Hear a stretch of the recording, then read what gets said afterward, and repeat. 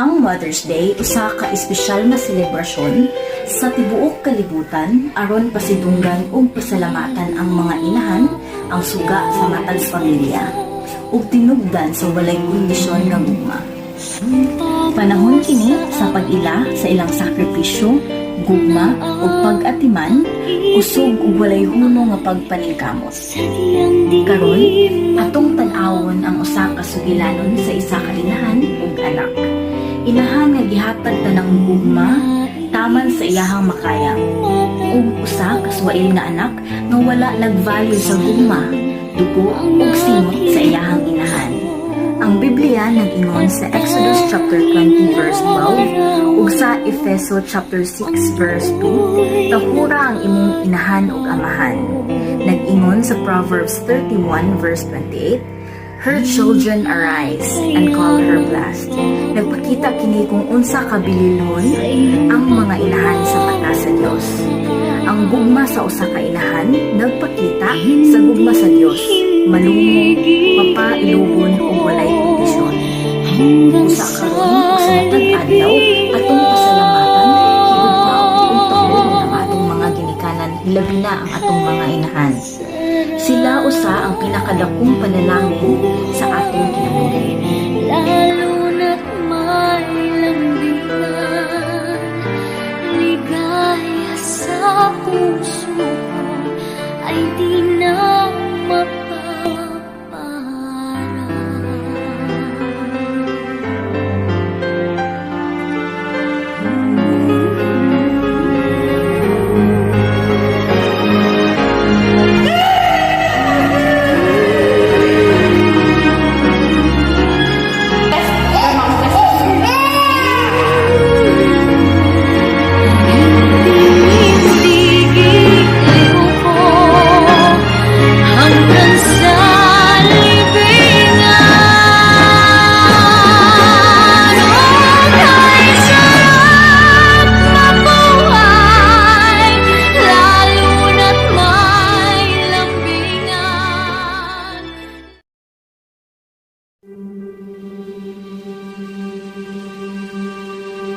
oras ng sambahin ang ngalan mo,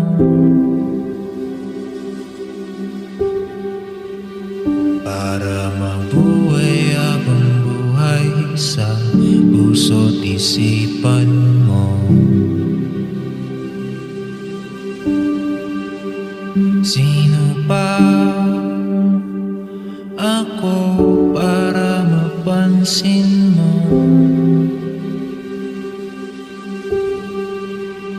Mga dalangin ko sa'yo, sana'y pakinggan mo.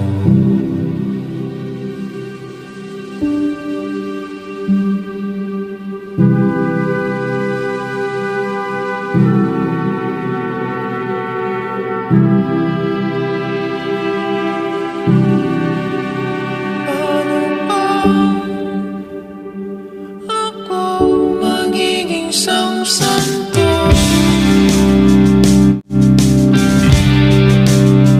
para kasama kita dyan sa tabi ng trono mo.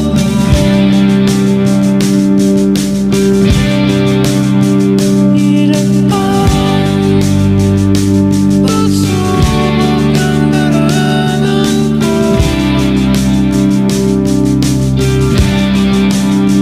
bago ang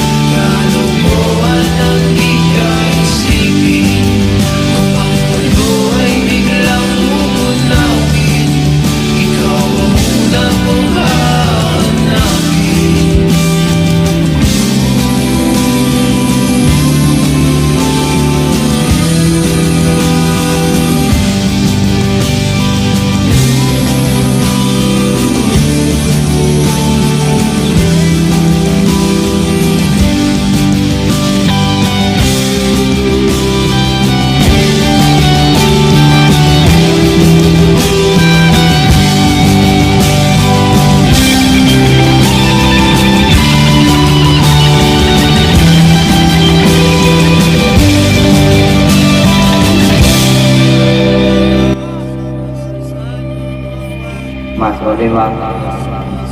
Basta ulit sa akong gibuhat mo. Usap na kita ba? Love you, ma.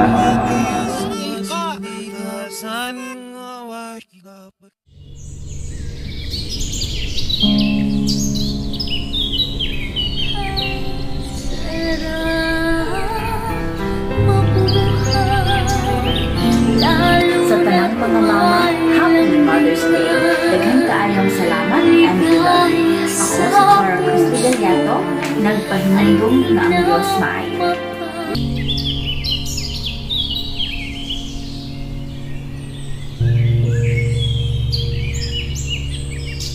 One, two, three, go!